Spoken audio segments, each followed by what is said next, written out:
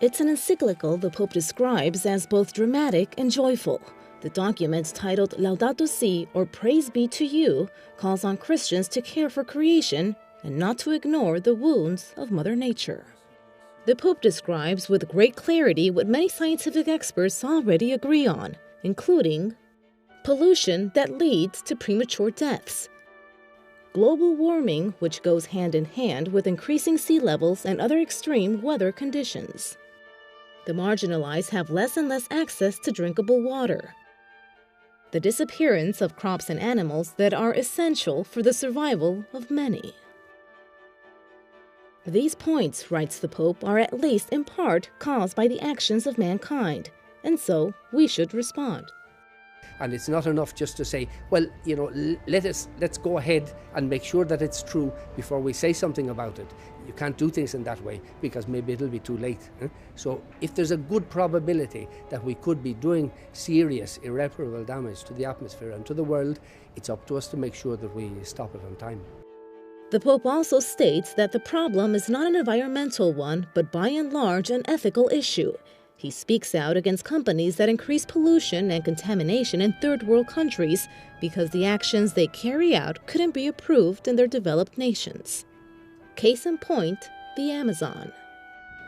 Communities that show us how to look at life differently through a unique perspective are being displaced. Many of them are not only losing their land, they are also losing their identity.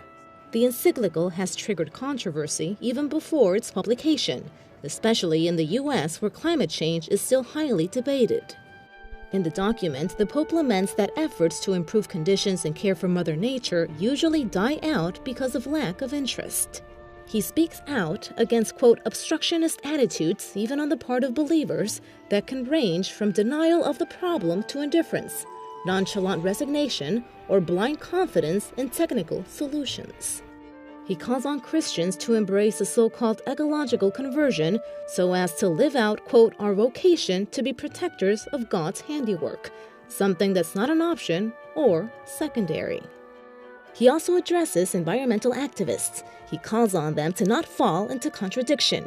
He states, quote, when we fail to acknowledge as part of reality the worth of a poor person, a human embryo, or a person with disabilities, to offer just a few examples, it becomes difficult to hear the cry of nature itself. The encyclical challenges not just politicians but everyday Christians. Because the problem is an ethical issue, the solution, he writes, needs to include an inner reflection. The Pope recommends admiring nature in all its splendor and greatness, to sit back and admire its power instead of acting like consumers who only want immediate profit. Il mio è dunque un appello alla responsabilità, in base al compito che Dio ha dato all'essere umano nella creazione, coltivare e custodire il giardino in cui lo ha posto. The Pope writes, quote, the effects of the present imbalance can only be reduced by our decisive action here and now. He also includes that one does not need to be the head of a company to make changes. Average people can help Mother Nature as well. Therefore, it calls on changes to one's lifestyle through small everyday actions, like recycling, separating garbage, and putting on a sweater instead of turning up the heat. Even though some believed before reading the Pope's analysis that it would not be 100% accurate, ignoring the current state of Mother Nature could prove to be a lot more dangerous.